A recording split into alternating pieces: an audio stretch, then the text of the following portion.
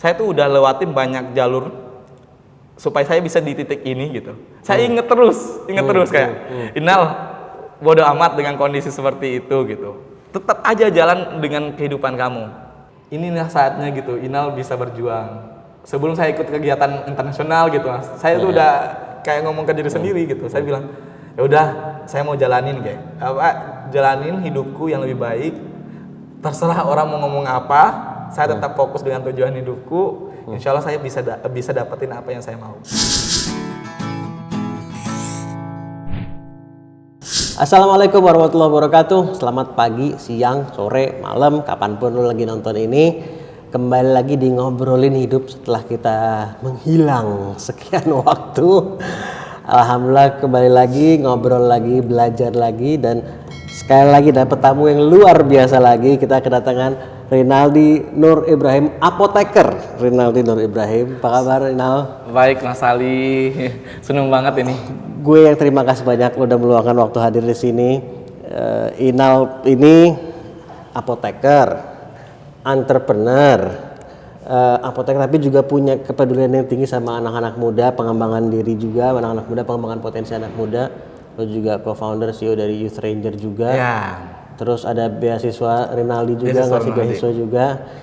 Ya, content creator, YouTuber, kayaknya influencer dalam hal yang baik-baik. Oh iya. Kalau gue simpulkan kesimpulan ya gitu.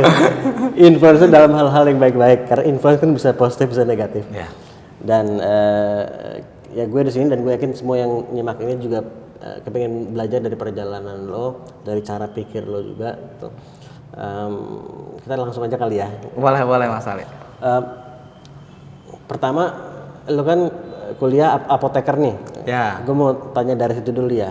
Yang membuat lo sampai tertarik belajar itu dan kemudian terus bukan berpindah ya, tapi juga berkembang kepeduliannya, minat lo sama hal bahkan di luar yang sifatnya di luar apoteker ini.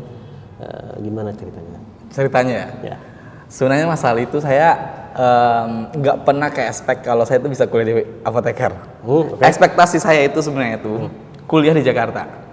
Jadi bukan di apotekernya. Jadi bukan jurusan tapi kotanya. Kotanya. Kenapa itu kalau boleh tahu? Saya tuh ngelihat, kan saya dari kampung nih Mas Ali.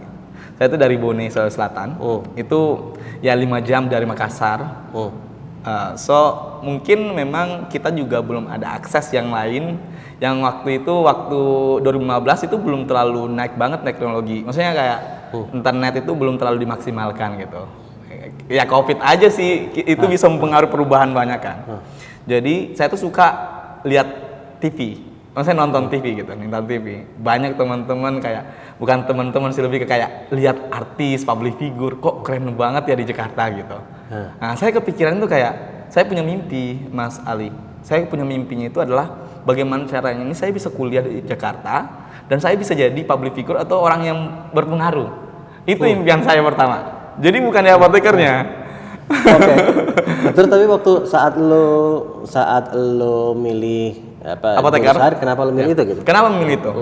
Jadi pertama, sebenarnya pada saat saya tes untuk kuliah, itu saya pilih ke Jakarta semua. Nah, jadi kayak SNMPTN, SBMPTN, UMPTKIN, apalagi SPAN-PTKIN, itu saya pilih ke Jakarta. Singkatannya gue udah nggak tahu apa sih. Itu kayak pilihan jalur undangan, jalur tertulisnya untuk bisa kuliah. Bisa kuliah. Dan saya tuh nggak ada yang lolos sama sekali. Jadi pada saat itu saya tuh bener-bener kayak berjuang, tetap fokus dengan tujuanku gitu. Kayak masih kekeh impianku mau ke Jakarta gitu. Saya cari lagi jalur yang lain. Ternyata saya kan memang dari backgroundnya itu pesantren, Mas Ali. Ada jalur beasiswa dari Kementerian Agama Republik Indonesia. Nah, di situ cuma jalur kesehatan. Maksudnya kayak di kampus UIN Jakarta, di kesehatan itunya. Jurusan-jurusannya kayak kesmas, farmasi, apalagi perawat sama dokter gitu. Farmasi ini maksudnya profesinya nanti dokter. Apoteker, sorry.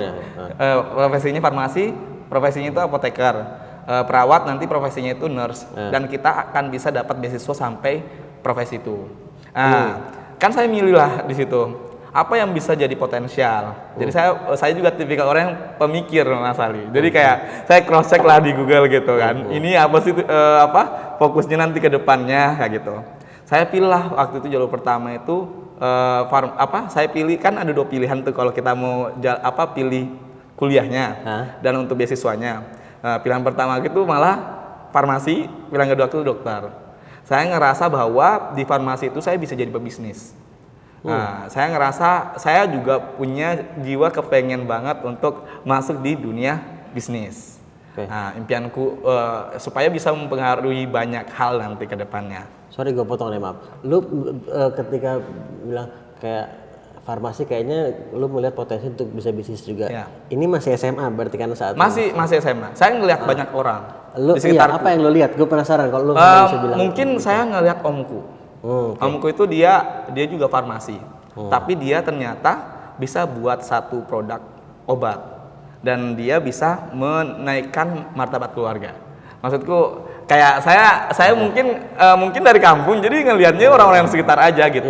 Nyambi kayak ngecek di Google itu apa sih jurusan ini dan yang lain. Di situ saya baru belum terlalu tahu sih. Tapi kayak cuma prospek kerja itu apa gitu. Saya ngelihat peluang itu. Ada contoh langsung di keluarga. Di keluarga. Ternyata dari nol banget tapi bisa buat seperti ini gitu. Pasti saya bisa gitu. Saya coba tes. Ya nggak tahu. Istilahnya tuh kayak ragu, tidak ragu, tapi tetap jalan gitu. Coba tes, ternyata saya yakinkan diri. Saya mencoba untuk ikutin semua persyaratannya dan bersyukur dikasih jalan sama Allah bisa sampai apoteker di Jakarta. Dan setelah lu masuk mulai kuliah apoteker ya di UIN Syarif Hidayatullah berarti ya. Kan udah di Jakarta sekarang. Dari Jakarta nih. Setelah lo kuliah, apakah kuliah terus jalannya lancar banget gitu? Seperti yang lo ekspektasikan atau lo merasa aduh ternyata gue nggak suka tapi yaudahlah gue dari Jakarta gue mau ngapain sekarang bisa gitu. Atau gimana? Aduh, jujur banget ini. Ya kita ngobrol biar kan orang bisa belajar dari kesuksesan tapi bisa juga dari naik turun perjalanan. Naik turunnya. Menurutku perjalananku pun juga naik turun sih Mas Ali. Pada saat saya udah dapat kesempatan untuk bisa kuliah di Jakarta, itu udah kayak ngerasa diriku itu bisa capein targetku gitu. Maksudnya bisa berusaha untuk capein target. Pertama sih pas datang ke Jakarta aja itu kayak ngalamin culture shock ya. Nah, lebih kayak shock dengan keadaan gitu. Mungkin bahasa-bahasa binatang itu biasanya itu keluar dari teman-teman yang menurutku itu bikin shock duluan kayak, saya dibilangin kayak gini loh gitu. Kayak jatuhnya baper. Jadi kayak ngerasa belum menerima situasi seperti itu. Jadi pada saat itu saya ngalamin down dan saya ngerasa saya benar-benar tuh kayak di titik di mana tuh saya nggak bisa berkembang karena kok orang-orang selalu ngatain saya kayak gini gitu. Nah, tapi pada saat itu memang saya masih shock aja ngadapin seperti itu. Satu sisi lagi saya mencoba untuk deket satu sama lain gitu. Caraku untuk pendekatan sama teman-teman maksudnya kayak gini. Kayak misalnya karena saya udah diomongin kayak gitu, jadi saya menjauh duluan. Jadi ini kayak lu bullying gitu kah atau? Bukan bullying sih Mas. Kayak biasanya kalau orang-orang bilang kayak ini lo gitu, ini lo sebenarnya itu bercanda, kayak anggap biasa aja. Tapi kan kalau kita dari kampung, kita kan shock. Dibilangin kayak gitu. Mungkin cara pertemanannya kita itu beda. Saya belum masuk. Dari situ saya ngerasa down duluan. Nah, jadi ada fase di mana tuh semester 1 sampai semester 3, Mas. Saya tuh ngerasa kayak nggak berkembang banget. Tapi saya tetap punya motivasi untuk bisa berkiprah gitu. Maksudnya motivasiku tuh kayak masih mengingat yang dulu gitu. Saya tuh kayak mau berjuang. Maksudnya kayak saya pertama saya tuh udah lewatin banyak jalur supaya saya bisa di titik ini gitu. Saya inget terus kayak Inal bodoh amat dengan kondisi seperti itu gitu. Tetap aja jalan dengan kehidupan kamu. Dan ternyata dari situ saya berpikir tentang itu, lama-kelamaan tetap berjalan.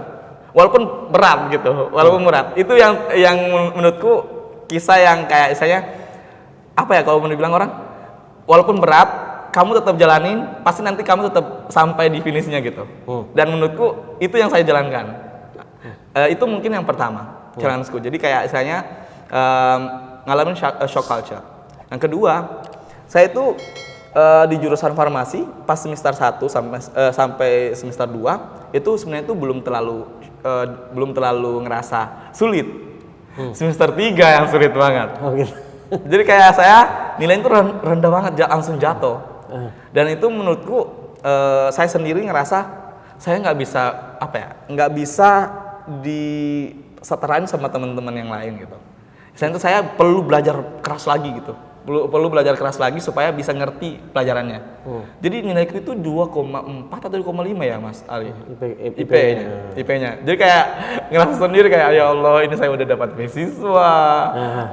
Maksudku kena mental duluan gitu. Jadi saya pernah ngobrol sama orang tua juga. Jadi di transisi di mana tuh kayak saya masih ngalamin culture shock.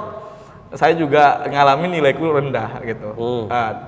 Tapi bersyukurnya di semester 3 itu orang tua aku tetap mengingatkan sama menguatkan.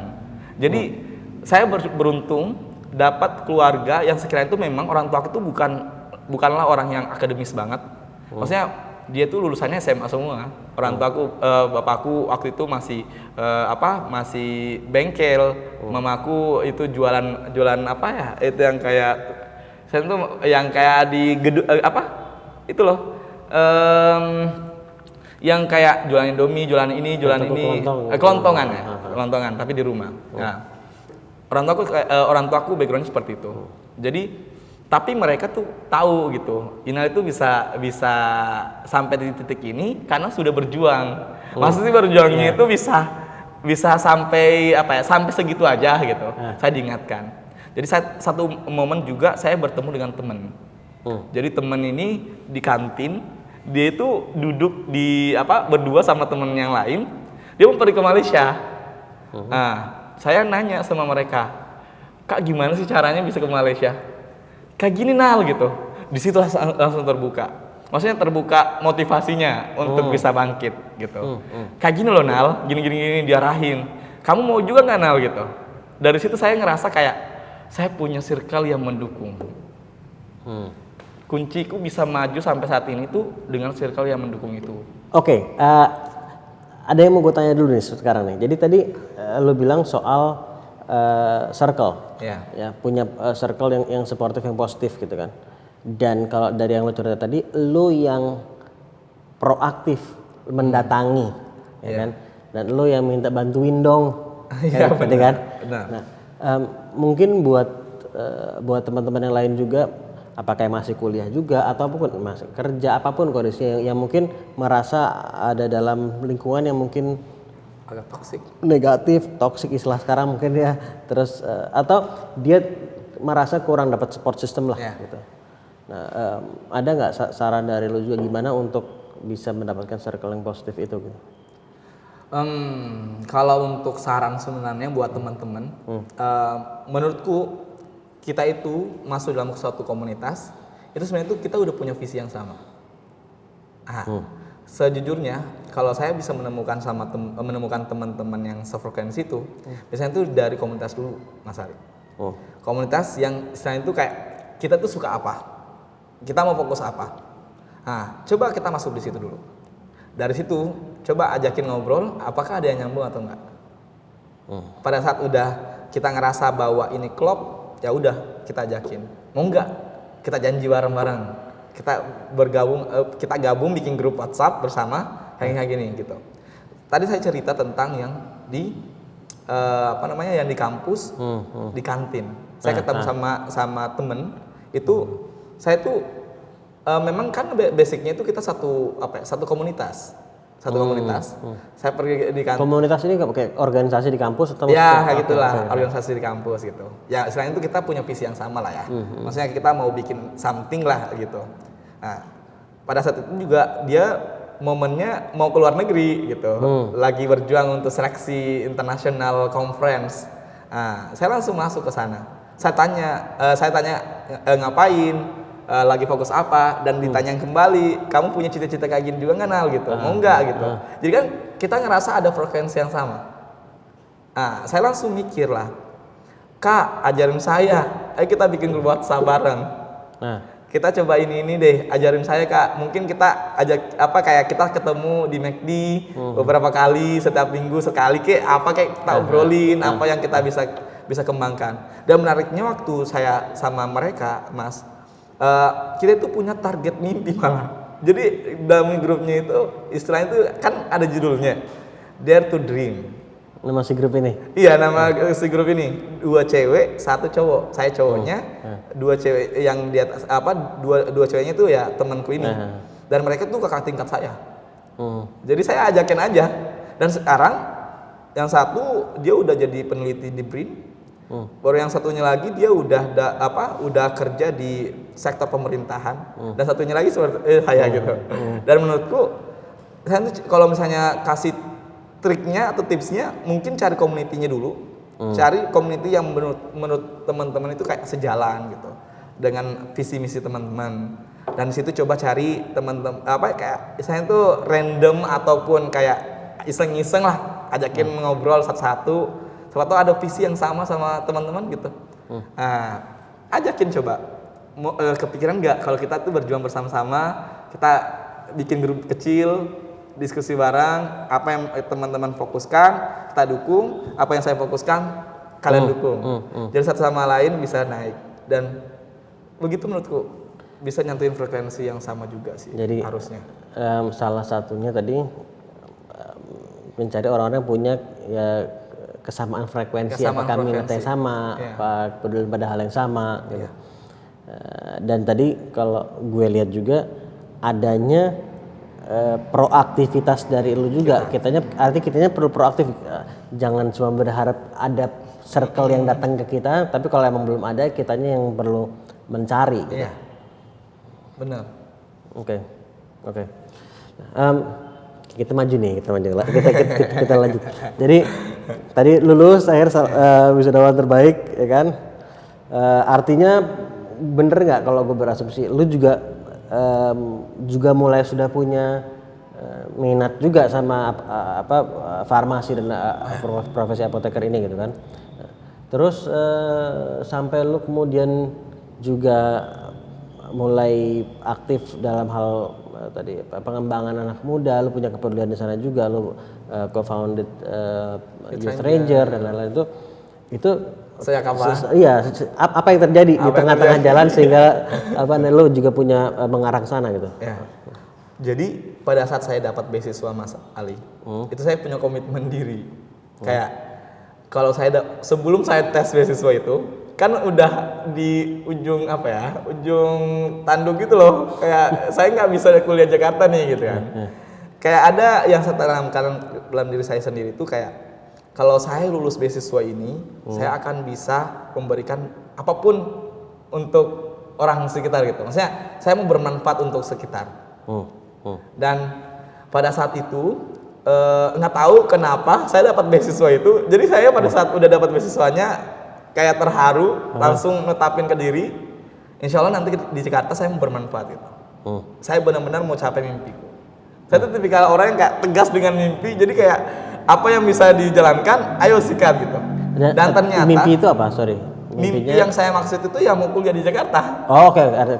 Mau kuliah di Jakarta. Mimpi itu yang kayak mau sukses nanti jadi orang berpengaruh. Walaupun memang yang masih step by step gitu untuk perjalananku sampai saat itu, sampai di titik itu.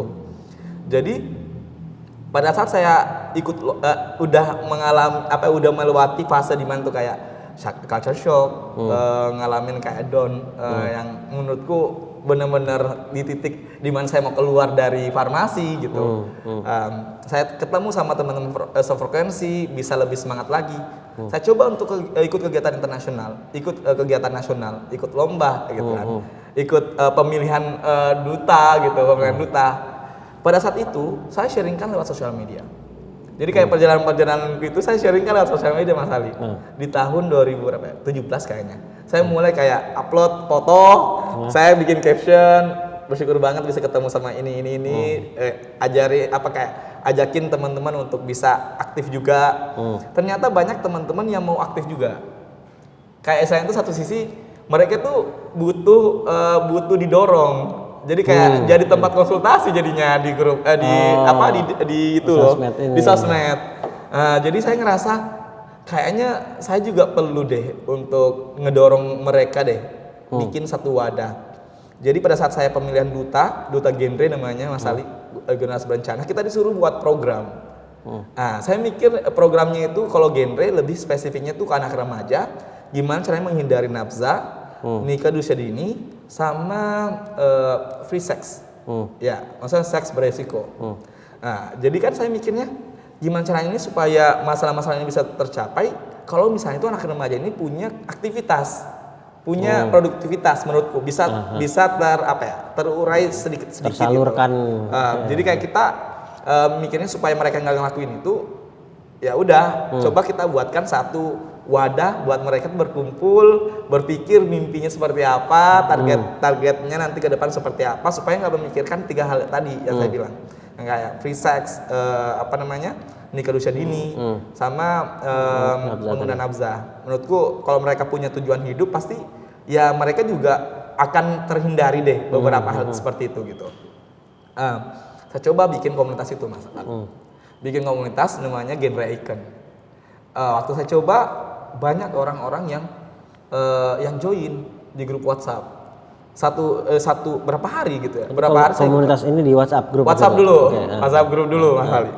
Jadi pada saat itu saya coba ajakin mereka, siapa teman-teman yang mau ngembang potensi dirinya, ayo kita bareng-bareng masuk ke dalam grup ini. Nanti saya akan bantu teman-teman fasilitasi. Jadi saya bikin poster, bikin konten yang ngundang orang-orang yang bisa jadi mentornya gitu. Karena saya fokusnya itu kayak gimana caranya anak muda ini punya cara untuk bisa ngembangin dirinya supaya mereka tuh bisa mencapai impian-impiannya gitu loh. Karena saya udah ngerasain itu, dan satu sisi juga mereka udah jadiin saya sebagai tempat konsultasinya mereka. Jadi sebaiknya lebih kita gabungkan di dalam satu grup. Dan bersyukur dalam beberapa hari itu full grupnya. Bulan kedua itu hampir ribuan, Mas Ali. Dan itu saya sendiri yang pengelolanya. Pusing sendiri. Jadi bulan ketiga itu saya coba mikir kayaknya perlu deh bikin satu wadah bener yang bisa memfasilitasi semuanya. Saya bikinlah komunitas, namanya Youth Ranger Indonesia. Oh, itu pindahnya transisi dari situ, dari grup WhatsApp itu? Dari grup WhatsApp itu, Youth Ranger Indonesia, carilah founder-founder yang lain. Karena saya sendiri nggak kuat juga sih. Emang di grup itu isinya apa gitu? Lebih ke mentoring. Oke. Mentoring skill mereka. Kayak mereka ada yang mau belajar public speaking, sekalian ikuti ya nanti gitu. Yang dulunya orang-orang tuh kayak belum yang sekarang kan Zoom, Google Meet itu lagi naik-naik banget. Kita tuh udah duluan. Jadi kita cari cara supaya bisa bertemu secara virtual. Jadi pada saat lintas kota, lintas daerah juga kan? Lintas pulau juga. Sampai sekarang tuh udah puluhan ribu member kita. Dan itu kayak ngerasa itu hanya something yang dimana tuh saya cuma punya ide. Tapi ternyata eksekusinya bisa sampai 5 tahun ini. Jadi kayak wah luar biasa. Tapi bersyukur juga Mas Ali kayak dengan adanya Youth Ranger Indonesia ini, ya istilahnya tuh saya bersyukur mental mereka itu mental semua kayak mau jadi petarung, mental yang mau berjuang. Jadi kayak ada yang hubungin saya, Kak saya ke luar negeri, alhamdulillah dapat beasiswa. Kan kayak siapa yang nggak ngerasa bahagia, nggak ngerasa bersyukur gitu. Cuma bikin satu platform aja yang kayak benar-benar sosial, tapi bisa membawa banyak pengaruh buat mereka. Jadi sampai saat itu kayak benar-benar nggak boleh ini stop nih Youth Ranger gitu. Harus kasih wadah buat anak-anak muda sampai saat ini. Dan kemudian beasiswa itu sendiri, beasiswa Rinaldi itu awal munculnya? Ya mungkin juga itu sebagai komitmenku sih Mas. Pas dapat beasiswa Kemenak. Jadi saya bilang kalau saya punya duit banyak, saya mau kasih beasiswa juga ke orang-orang. Dan bersyukur di tahun 2022 saya udah mulai nabung, udah mulai melek dengan investasi, mulai melek juga dengan mulai padat gitu loh jadwalnya. Mas Ali pasti rezekinya juga udah mulai banyak. Endorse juga udah mulai banyak karena kebetulan saya aktif juga bikin konten. So saya kumpulin uangnya. Tapi memang ternyata saya komitmenkan coba dari uang endorse aja deh gitu. Uang endorse saya kumpulin Mas Ali waktu itu. Bikinlah beasiswa. Ternyata pada saat itu saya ngerasa bahwa mungkin ekspektasiku cuma 1.000 orang yang daftar. Beasiswanya sejauh apa nih kalau boleh cerita? Mulai dari SMP, SMA, diploma, S1, S2. SMP, SMA, diploma, S1, S2. Nah, tapi saya memang ngasihnya tuh hanya biaya untuk 1 semester. Jadi pada saat itu saya tes, ya motivasiku tuh cuma satu, mewujudkan semua apa yang saya udah nazarkan. Dan semoga ini bisa berkelanjutan terus sampai di tahun ini juga. Saya juga berharap bisa dapat rezeki banyak ataupun mungkin dapat sponsor dari siapapun gitu, bisa kolaborasi bersama. Ayo kita ini, karena ekspektasiku tadi 1.000, hanya beberapa hari saya daftar, bikin pendaftarannya sampai 15.000, Mas. Yang daftar? 15.000 orang yang daftar. Dan saya kaget, maksudnya ternyata anak-anak muda banyak loh yang kepengen untuk dibantu. Dan satu sisi berarti pendidikannya kita itu sebenarnya itu udah banyak anak muda yang melek dengan pendidikan, tapi mereka belum banyak terfasilitasi dengan maksimal. Mungkin rezekinya juga belum terlalu maksimal gitu. Jadi mereka butuh wadah untuk ada yang support. Itu cuma 1 semester loh Mas gitu maksudku. 15.000 loh yang daftar. Jadi saya ngerasa kaget, dan pada saat itu saya masih terbatas dan bersyukur walaupun memang masih berjuang gitu, udah bisa sampai 11 orang yang saya kasih pendanaan kuliahnya mereka di 1 semester, plus saya mentoring mereka untuk ngasah skillnya, kayak mencoba untuk mengubah mindsetnya yang nggak bisa jadi bisa gitu. Saya ajakin orang-orang yang bisa mensupport saya, maksudnya teman-teman kayak misalnya dia pebisnis, dia bisa sharing ke adik-adik gitu, untuk sharing mindsetnya dia aja gitu. Gimana caranya bikin bisnis itu dari nol kayak gitu. Saya ajakin beberapa orang-orang yang bisa jadi mentor mereka, dan bersyukur ada nih yang anak SMP udah punya buku sendiri kayak gitu. Ada juga adik-adik yang udah ikut lomba internasional. Kayak maksudku orang-orang yang kita fasilitas seperti itu ternyata mereka cepat terdorong, dan semoga beasiswa ini bisa berjalan dengan seterusnya gitu. Maksudnya seterusnya ya setiap tahunnya bisa ada kayak gitu sih Mas Ali. Dan tadi ketika lu bilang ngajarin mindset dari nggak bisa menjadi bisa, punya keyakinan seperti itu, dari lu sendiri apa yang melakukan lu? Apakah lu pernah ada di posisi merasa kayaknya nggak bisa? Ya. Dan lu sendiri apa yang lu lakukan untuk mengubah mindset itu? Kalau saya sendiri sebenarnya itu tipikal orang yang kayak punya target mimpi. Jadi saya nulis targetku apa aja Mas Ali. Jadi kayak, oke, saya mau kuliah di Jakarta. Apa yang saya harus lakukan? Pertama, ikut jalur ini. Cari jalur yang lain gitu. Setelah udah ikutin yang itu, apalagi kalau misalnya nggak lolos, cari lagi yang lain. Jadi saya tuh mencoba untuk diri saya itu bisa tertata.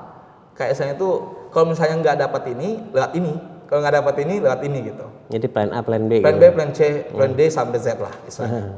Jadi kalau misalnya orang bilang, maksudnya saya mau membuktikan gitu. Kalau misalnya orang bilang tuh kamu tuh nggak bisa, ya walaupun memang maksudnya kayak kita udah berusaha untuk satu ini, kita dibuat jatuh gitu semangatnya.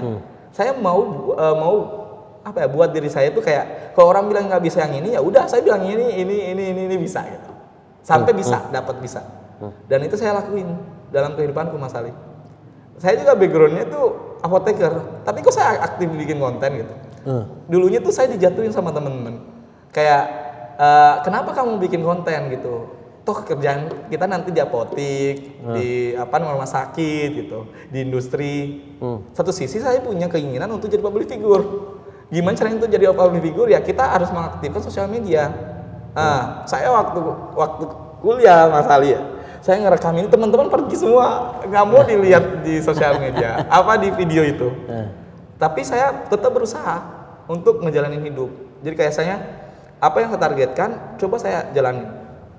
Kalau misalnya kurang di sini, ya udah saya maksimalin lagi, tambahin lagi cara seperti apa gitu supaya bisa dapetin ini. Jadi mindset saya tipikalnya itu mentalnya agak petarung sih Mas. Yang penting saya bisa dapetin ini, pasti ada solusinya kok di setiap apa yang kita targetin, pasti akan ada jalannya. Walaupun memang rintangannya itu kayak macam-macam. Kejauh nggak ya Mas? Kejawab. Dan gue bahkan mungkin mau tanya lagi lebih jauh, masih nyambung sama pertanyaan yang sama sebetulnya. Tadi lu bilang karena lu juga punya mental petarung juga gitu ya. Boleh nggak gue tanya apa gitu, mungkin apakah di masa kecil juga apakah ada nilai-nilai yang ditanamkan di keluarga atau apa yang mungkin membentuk mentalitas itu? Mungkin saya itu jadikan sebagai anak yang dimana tuh kayak didorong supaya bisa menjadi kebanggaan. Jadi saya itu ya maksudnya orang tua aku itu kan ngelihat kayak saya tuh punya 4 saudara. 4 orang bersaudara lah. Kakakku, saya, adikku 2. Nah, kakakku ini ya istilahnya orangnya beda sama saya. Jadi orang tua kayak mendorong supaya saya itu bisa lebih baik. Nah, disitulah saya punya keinginan untuk membuktikan. Saya punya keinginan untuk saya juga keinginan untuk membuktikan kalau saya bisa lebih baik dari kakakku. Maksudnya bukan kayak ini ya, bukan kayak kompetisi sama kakak, enggak. Tapi saya mau mengubah mindset orang-orang kalau saya tuh nggak seperti kakakku gitu. Kebayang nggak? Jadi saya mencoba untuk memperbaiki itu. Makanya saya dimasukkan di pesantren. Makanya saya juga berusaha punya mimpi-mimpi supaya bisa lebih maksimal dibandingkan sebelumnya gitu. Supaya saya bisa jadi sosok yang membanggakan dan membuat orang tua bisa lebih semangat, lebih seneng kayak gitu. Kayak gitu sih Mas Ali. Nah, backgroundku itu kan itu aja sebenarnya. Nah itu di satu sisi ya, ini gue mencoba melihat mungkin perspektif dari orang yang nyimak ini. Mungkin ada orang yang berada di posisi itu terus meresponnya seperti lo, itu jadi sebuah tanggung jawab, ya kan? Ada juga mungkin malah jadi beban. Nah, dan kalau gue lihat dari cerita lo yang pertama. Gitu. Apanya nih? Atau lo merasa yang pertama? Ya, lo nggak merasa jadi beban berarti? Enggak sih. Malah saya seneng. Seneng dengan hal yang saya kerjakan. Karena bersyukurnya Mas Ali itu saya ngerjain sesuatu itu dengan apa yang saya suka gitu. Kalau saya sendiri udah di tempat ini, ya berarti memang saya udah mengiyakan kalau saya tuh mau di tempat ini. Dan saya sekarang udah di fase dimana tuh kayak selama memang itu jalannya baik buat saya akan jalan. Kayak gitu. Apoteker tuh tapi lu belum tahu lu suka apa enggak atau gimana? Apoteker saya udah suka banget. Oh, karena ngeliat paman tadi tuh. Waktu itu kan masih menjadi motivasinya itu dari paman. Sekarang motivasi itu bukan lagi dari paman, tapi saya motivasinya itu kayak mau jadi pebisnis ternama di dunia kesehatan. Ya mungkin ke depan bisa jadi public figure di bagian kesehatan gitu. Tapi bersyukur sih Mas Ali dengan saya punya background apoteker, saya udah jadi duta tuberkulosis itu di Indonesia gitu. Dari STPI gitu. Ya sama Dokter Raisa. Jadi kayak ada 2, satu cowok, satu cewek, dan saya dipilih jadi dutanya bagian cowoknya. Gitu. Dan saya juga kan apoteker itu saya diangkat ceritanya sama Google. Ini bulan Agustus nanti akan di launching sama Google. Saya jadi bintang iklannya mereka.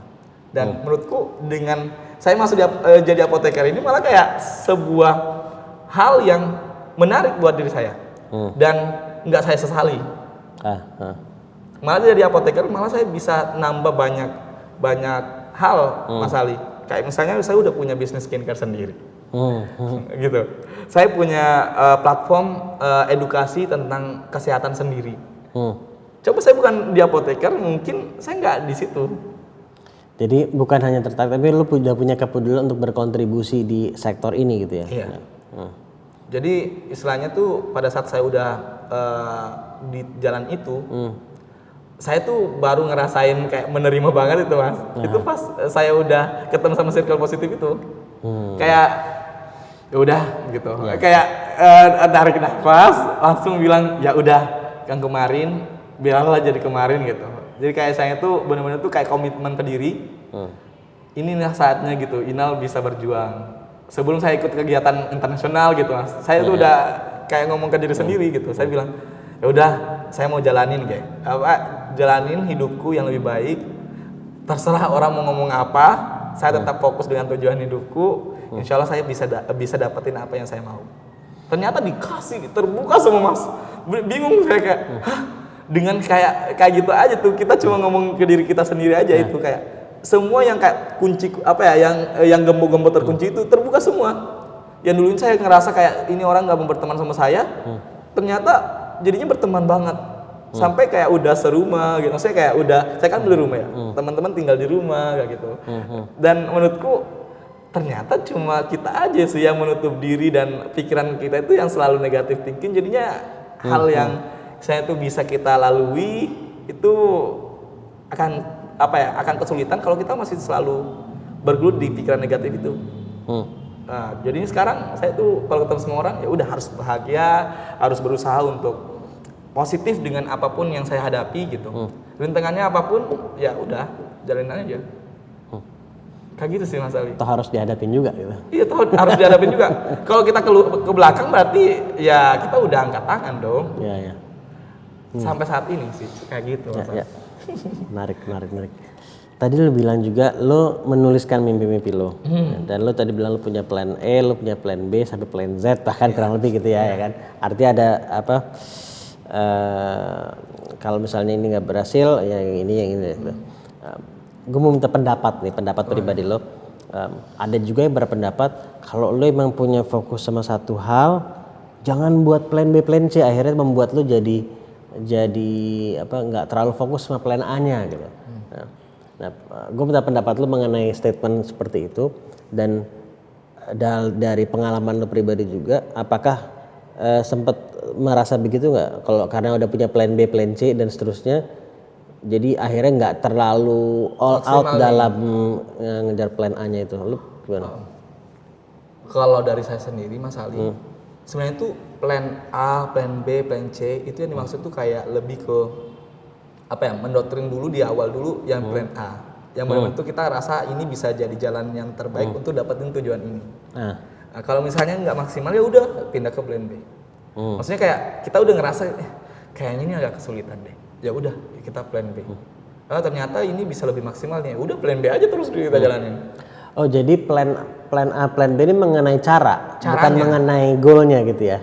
Iya, caranya. Bukan kayak lebih ke goalnya. Kalau goalnya satu aja. Iya. Tapi caranya ini yang benar-benar tuh kayak kalau nggak bisa ngelakuin ini ya udah kita ngelakuin ini tapi goalnya satu. Oke, paham. Saya ngakuinnya kayak gitu sih Mas Ali. Jadi kayak target saya misalnya, saya mau jadi pebisnis. Ya udah, plan aku ini supaya bisa jadi pebisnis itu saya harus ini.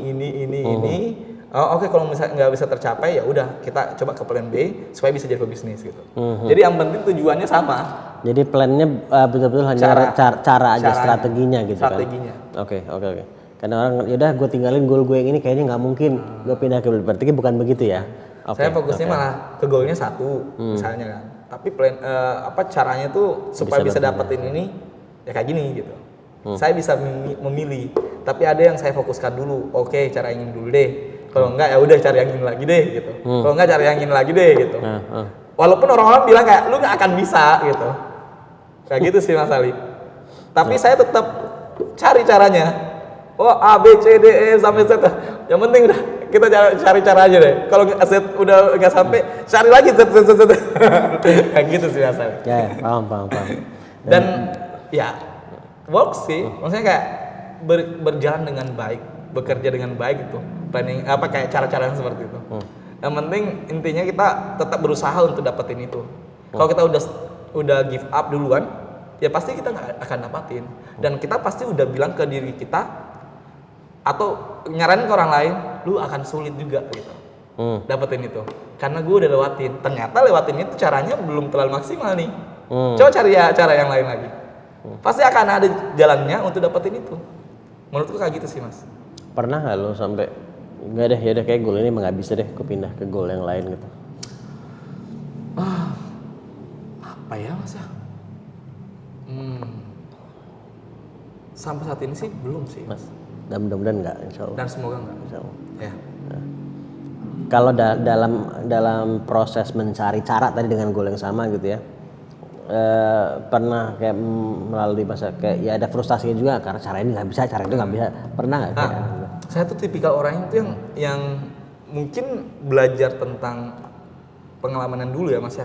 Jadi kayak saya ini kalau saya sendiri berjuang nih untuk cari caranya pasti akan kesulitan. Jadi saya tipikal orang itu cari mentor yang sesuai dengan target mimpiku. Kebayang Mas? Cari mentor. Jadi harus ada yang nemenin. Harus ada yang nemenin. Kayak misalnya saya mau jadi pejabat publik misalnya. Ya saya harus cari mentor-mentor yang benar-benar tuh bisa bantu saya untuk dapat ini gitu, tujuan ini. Oke, saya pendekatan cari mentornya. Oke, minta dimentori, minta ditemenin. Nanti kalau misalnya kita mau cari cara ini, mau ngejalanin cara ini, kita coba approval dulu. Menurut kakak gimana? Oh, kayaknya agak kesulitan di bagian sini, gini-gini. Oke, pada saat kita jalanin, evaluasi apa yang kurang, kita kembali lagi ke mentor. Menurut kakak gimana? Gini. Jadi lama-kelamaan itu akan dapat doktringan supaya bisa dapat tujuan itu. Dan itu saya jalanin terus Mas seperti itu. Kayak misalnya bikin media sendiri. Emang saya apa sih gitu? Saya mau taker loh gitu. Iya, lu juga punya media. Youth media ya. Youth media. Ya, saya punya media sendiri. Ya, maksudnya jauh banget dari dunia farmasi itu. Tapi saya tipikal orang kayak ya udah, saya kok pengen juga punya media. Bisa memfasilitasi anak muda. Ya sebenarnya itu kalau dalam satu circle ya, saya tuh sukanya di anak muda. Walaupun saya tua kayaknya saya suka banget nanti ya, dalam dunia. Kalau tua enggak lah. Jadi kayak suka juga di circle anak muda ini, pengembangan anak muda. Jadi apapun yang bisa saya buat, kalau misalnya udah berhubungan dengan anak muda kayak hidup aja, kayak ada aja tuh vibrasi positifnya gitu Mas. Jadi saya coba bikin news media. Backgroundku nggak ada media-media sama sekali, tapi saya tuh punya keinginan untuk itu, jadi saya punya planning A, B, C, D sampai Z. Ya saya juga sharing-sharing lah sama orang-orang yang bisa membantu. Jadikan dia itu sebagai mentor. Jadi lama-kelamaan saya bisa belajar. Oh kayak gini, oh kayak gini. Ya eksekusi. Pulang balik gitu loh. Jadi kayak tektokan, belajar gimana caranya untuk dapetin ini, bisa maksimalin ini, sampai bisa konsisten. Lu seberapa sering menulis tadi tuh? Kayak tadi bilang setiap hari. Kalau target-target ya. Target-targetku setiap hari tuh ada juga kok. Misalnya target harian ini apa gitu. Ini gitu. Ya udah. Checklist kalau malam-malam. Kayak misalnya mau ketemu sama Mas Ali gitu kan.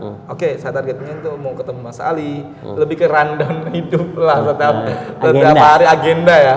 Tapi mungkin saya sisipkan gitu. Kayak misalnya saya punya target untuk ini kan, capek untuk ini kan bertahap, nggak bisa kayak langsung instan dapetin itu gitu. Jadi kita setiap hari harus ngejalanin itu. Saya langsung bikin di notes itu. Apa ya?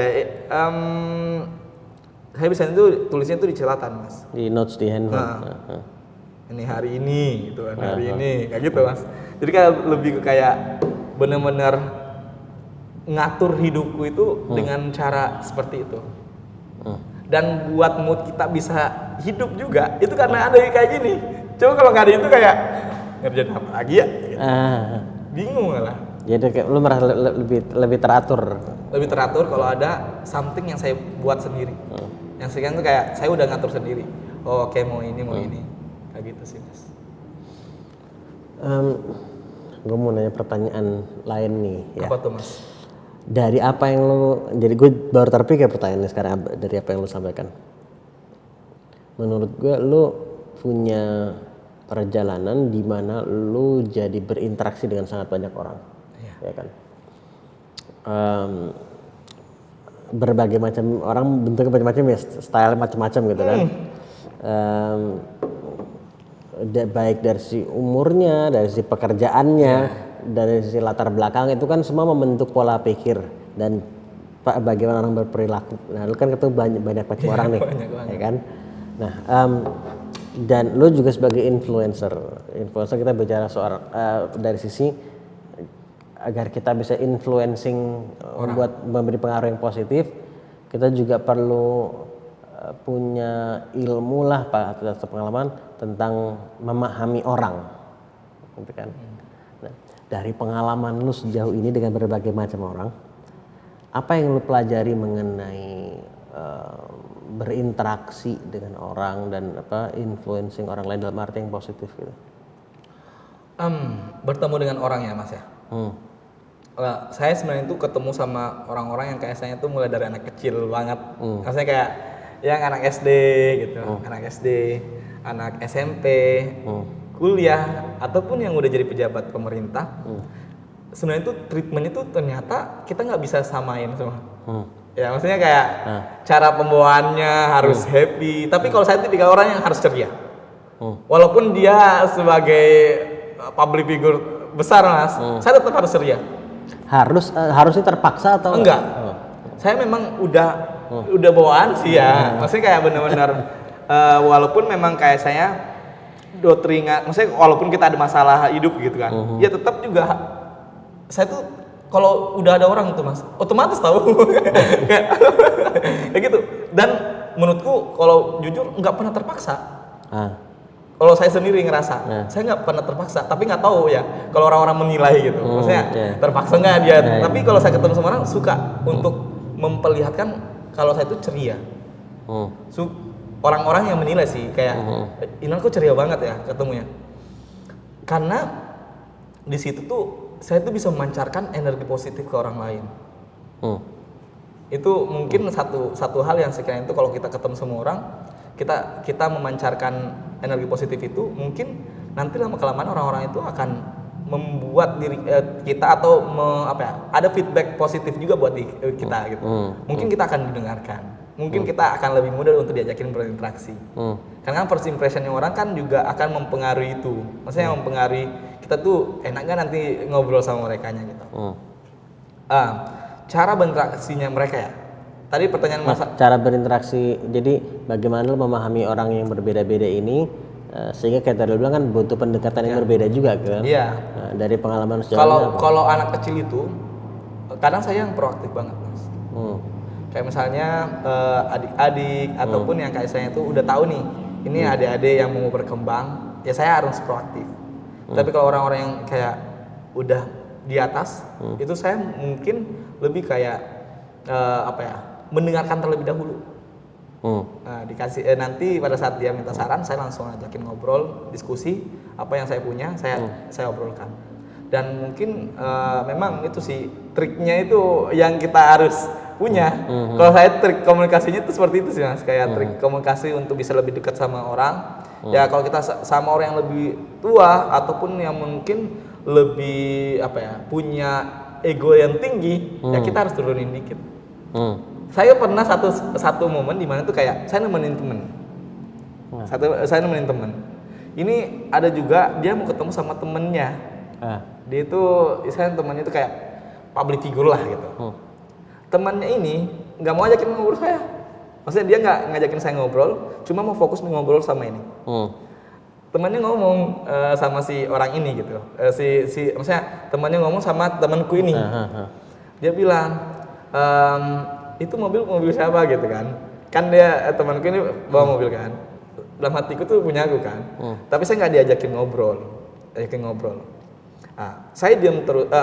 Saya sempat ajakin ngobrol duluan. Tapi memang mungkin cara untuk dia berinteraksi sama saya itu bukan di situ konsepnya. Maksudnya dia mungkin nggak menerima banyak orang untuk diajakin temenan gitu. Mungkin dia fokusnya temenan ini.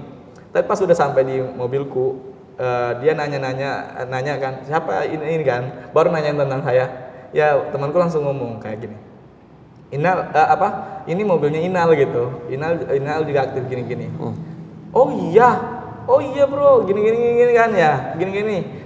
Baru diajakin ngobrol, baru dah saya ajakin banyak ngobrol gitu. Jadi kayak memang cara untuk berinteraksi sama mereka itu juga macem-macem orang-orangnya, tapi itu yang paling berkesan banget.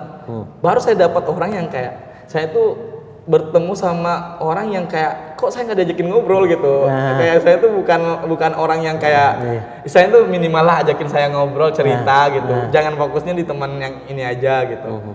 Saya udah dapetin seperti itu juga Mas. Tapi saya tipikal orang yang kayak tetap mau ajakin ngobrol. biarkan orang-orang itu tahu tentang kita lewat orang lain. Jadinya apa? Ujung-ujungnya minta follow, ini, Ilham aktif juga ya di sosial media, gini. Bilang, iya kak, saya lagi aktif juga di sosial media. Nanti kalau kakak butuh something, cari apa, mau support apa, bilang aja gitu.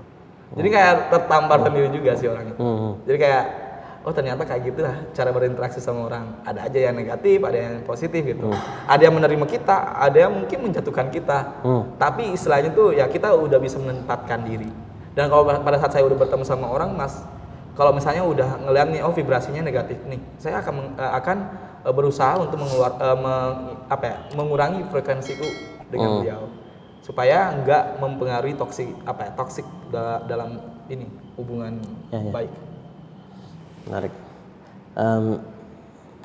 Tadi lu bilang ya lu bawaannya emang ceria aja dan bukan harus terpaksa karena ya tadi nature-nya begitu. Tapi kan pasti kita juga pernah sedih, pernah marah, pernah pasti gitu kan, pernah semua kan sih kita manusia. Nah, lu biasanya kalau lu sudah merasa down gitu, biasanya apa yang lu ada nggak yang hal tertentu yang lu lakukan atau yang lu katakan pada diri lu atau mungkin cara lu untuk membantu diri lu untuk recharge kembali atau bangkit kembali?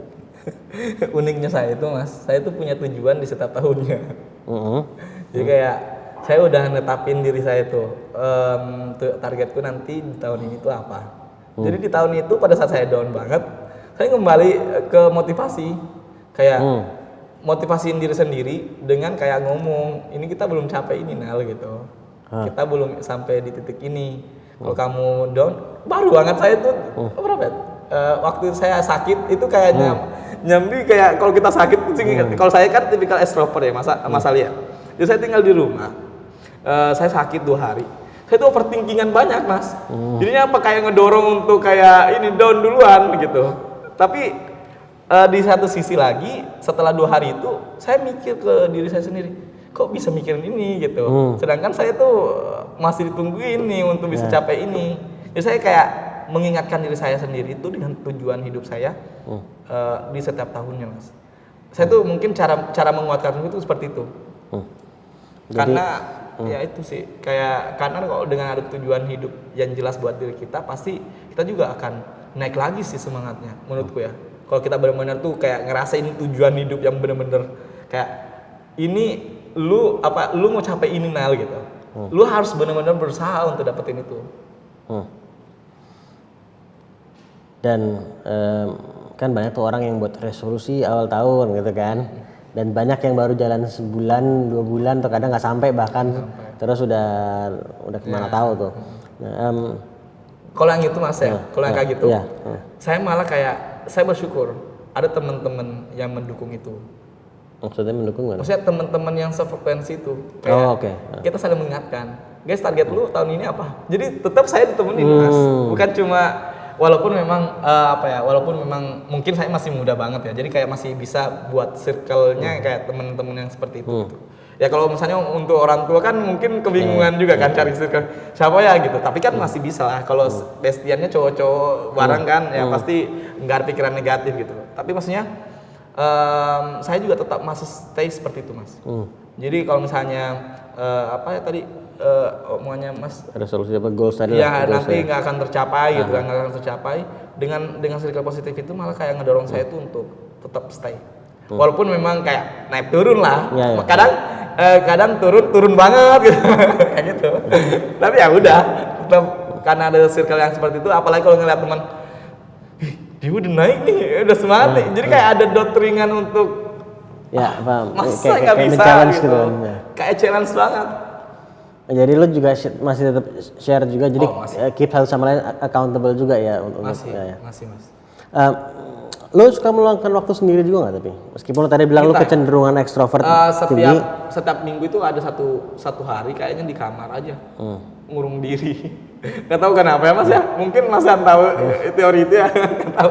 Tapi saya itu tipikal orang kayak guys jangan gangguin saya mau sendiri gitu. Ya udah kunci kamar gitu kan. Kalau gue boleh tanya, kalau nggak keberatan, biasanya lah apa? Lo ngapain saat lo sendiri lo? Nonton. Oke, refreshing nonton. Nonton sih. Dan kalau misalnya lagi kurang kayak misalnya agak-agak overthinking Mas ya. Trikku adalah naik ke atas, karena kan di atas itu ada kantor. Anak-anak lagi ngedit nih misalnya, atau lagi ngerjain project apa, saya ajakin ngobrol supaya overthinking gue hilang. Karena mungkin pertama juga saya kadang tuh kalau overthinking tuh mungkin ada doktringan apa gitu, jadi kepikiran semua. Nah, supaya menghilangkan itu saya langsung ajakin teman-teman untuk ngobrol. Oh, hilang lagi. Turun lagi kok. Interesting. Lu suka baca buku? Itu Mas, nanti saya mau nanyain sama Mas. Sekarang gue duluan. Iya. Ada kesukaan mau baca buku atau itu orang? Sejujurnya itu saya belum terlalu maksimal dengan baca buku Mas. Karena saya mau nanya nih tentang bagaimana kita menjalani hidup ya sama Sali. Sejujurnya itu saya belum terlalu suka baca buku Mas. Tapi saya suka diceritain sama orang. Gak tau tipikalku mungkin kalau lihat baca buku nih Mas, kadang tuh kayak ngantuk duluan. Tapi kalau dengerin orang cerita kayak bahas tentang buku ini nih misalnya, bahas tentang buku ini, iya. Apa ya bagus kuncinya bro gitu, gini. Oh iya, apalagi lanjutannya. Jadi kayak suka mendengarkan, malah kayak lebih suka mendengarkan dibandingkan bacanya. Mas, itu kekuranganku mungkin Mas. Ya kalau ditanya buku apa nih yang menurutmu yang sering kamu baca gitu kan? Mungkin audiobook tuh. Iya mungkin audiobook. Tapi sampai saat ini tuh sebenarnya itu saya tipikal orang yang suka dengerin orang, apalagi kayak penulisnya gitu kan. Penulisnya itu untuk sharing langsung dalam bentuk visual, dalam bentuk audio. Kayak gitu sih Mas. Kalau tadi lu suka nonton, ada genre tertentu nggak jadi favorit? Saya suka yang kayak optimis gitu. Film-film optimis, walaupun ada nuansa cintanya tetap kalau ada optimisnya gitu, apalagi dunia bisnis itu suka. Kayak film-film drakor tuh ada juga tahu filmnya drakor itu yang kemarin tuh. Film apa ya? Bisnis Proposal. Seri itu ya? Iya, series itu. Itu menarik juga sih menurutku. Karena menceritakan tentang anak yang benar-benar berjuang dari nol banget, mau buktiin gitu sama kan itu diinin sama kayak dijatuhin sama orang gitu kan. Jadi dia berusaha untuk bisa memaksimalkan bisnisnya melawan si orang yang punya uang yang besar kalau nggak salah ya seperti itu. Itu udah lama banget sih Mas. Saya jarang banget untuk kayak ngamatin semua. Yang penting kayak nge-refresh diri, cari cara supaya bisa ter-refresh, udah jalan lagi untuk aktivitas-aktivitas lainnya. Interesting. 2 pertanyaan terakhir. Apa tuh? 2 pertanyaan terakhir. Mungkin 3 kali deh. Oh 3. Terus atau ujung 4 tuh. 5. 5 dan seterusnya. Yang pertama, kayak tadi lu bilang perjalanannya banyak naik turunnya, gitu ya. Ada keberhasilan dan kegagalan gitu ya. Kalau lu sendiri melihat kegagalan itu apa di mata lo? Bagaimana lo memaknai kegagalan? Ya mungkin saya sebenarnya itu ya mungkin ngerasain gagal, tapi saya coba untuk untuk maksimalin lagi, ternyata bisa tercapai gitu. Kayak waktu awal tuh saya ngerasa kayak di posisi dimana nggak bisa lulus kemana-mana gitu kan, seperti kuliah di Jakarta, tapi ternyata nggak diterima di jalur-jalur itu. Saya ngerasa posisi dimana tuh kayak ngerasa gagal, tapi karena udah bangkit kembali ya dapetin lagi, ternyata nggak gagal. Bingung sih Mas. Sesuatu yang perlu dilalui aja gitu, kayak kalau dari cerita lo tadi. Ya karena ya terjadi, tapi terus maju aja gitu kan. Iya. Begitukah gitu? Apakah? Tetap kita harus maju gitu. Iya itu. Karena kalau kayak tadi bilang kalau lo terus jalanin, ntar ujung-ujungnya nggak jadi gagal gitu. Iya. Menurutku sih kayak gitu sih Mas Ali. Menarik. Kalau udah stuck banget dan kita nggak bisa jalan banget ya itu mungkin udah di posisi dimana kayak udah dianggap gagal sih. Tapi kalau udah dijalanin lagi dan kita bisa dapetin itu, ya mungkin itu udah ngelewatin fase gagalnya itu yang kita anggap. Jadi kalau udah stuck banget nggak bisa lagi, itu berarti gagal. Oke. Tapi gimana kita bisa tahu apakah nggak bisa lagi atau enggak kan gitu? Ya itu. Iya kan? Makanya coba kita berusaha untuk naikin lagi, cari cara lagi, evaluasi lagi. Ya. Planning A, B, C, D sampai Z-nya lagi, dikembangin lagi. Ya mungkin itu karena jiwa aku petarung sih maksudnya. Jadi kadang ngerasa kegagalan itu ya mungkin bisa dilalui kalau kita tuh mencari jalan yang lain lagi. Ada nggak saran buat ini jadi pertanyaan sampingan lagi, makanya gue bilang mungkin lebih saran dari lo mungkin untuk menanamkan si jiwa petarung tadi itu buat orang yang mungkin kalau lo bilang lo dari lo begitu, tapi nggak semua orang dari dulu langsung punya jiwa petarung. Nah, tapi menurut lo bisa ditanamkan apa enggak? Itu mungkin pertama. Kedua, kalau bisa gimana? Ada nggak saran? Kalau saya sendiri tuh menilai jiwa petarung itu sebenarnya itu dengan apa yang kita mau targetkan ke depannya. Jadi misalnya tuh kita udah punya target nih. Terkadang itu target itu bisa jadi challenge buat kita untuk selalu stay dengan kehidupan kita untuk selalu bisa dapetin itu. Jadi kayak istilahnya step by step kita pasti berjalan untuk dapetin target itu. Kalau misalnya kita udah ngerasa di mana posisi itu kayak lagi apa ya? Lagi kurang semangat ataupun ada di mana kita tuh kayak apa ya itu Mas, kayak ada rintangannya gitu, Kalau kita ngerasa bahwa itu tujuannya itu bisa tercapai buat kita, pasti kita akan berusaha untuk dapetin itu. Dan menurutku tujuan ini yang benar-benar itu harus dimiliki sama teman-teman nih. Karena kalau misalnya punya tujuan yang jelas, punya komitmen yang jelas untuk dapetin itu gitu. Ya istilahnya itu mental petarung itu pasti akan selalu ada sih. Selama teman-teman itu ngerasa bahwa tujuan itu penting buat hidupnya teman-teman. Selama tujuannya itu penting. Ada ketika kita merasa itu penting gitu. Ngerasa penting. Oke. Tadi kalau bicara soal gagal, terus sekarang kalau sukses, lu perspektif lu akan suksesnya seperti apa? Sukses buat lu tuh apa gitu? Ya, kalau sukses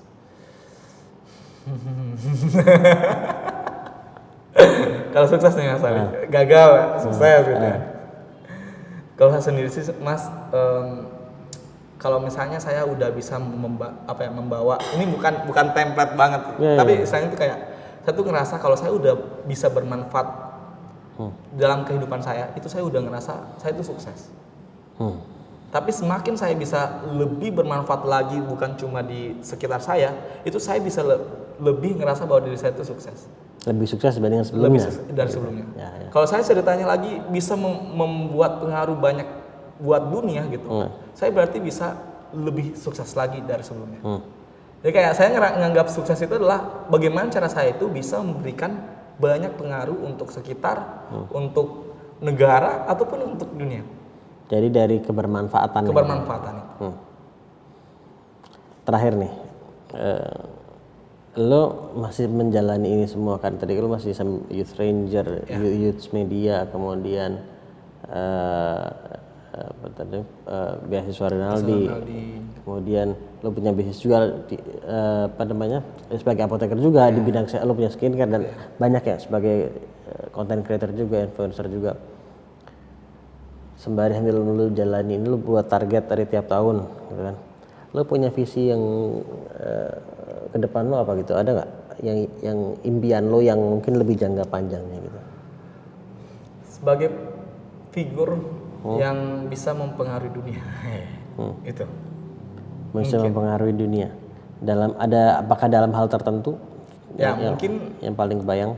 Mungkin di sektorku sendiri sih Mas. Kayak misalnya di kesehatan. Ya mungkin ya siapa tahu bisa jadi pejabat publik gitu. Ya mungkin kayak gitu sih Mas. Kayak saya ngerasa bahwa saya jalan ini sebenarnya itu lebih spesifiknya itu kebermanfaatan sih awalnya. Kebermanfaatan, dan memang kalau ditanyain target kedepannya emang apa nih titik poinnya gitu kan. Saya sebenarnya tuh ngerasa ya udah sebagai sosok figur yang bisa mempengaruhi dunia, mungkin dengan karya-karyanya. Kayak gitu sih Mas. Saya suka berkarya, saya suka bikin karya-karya.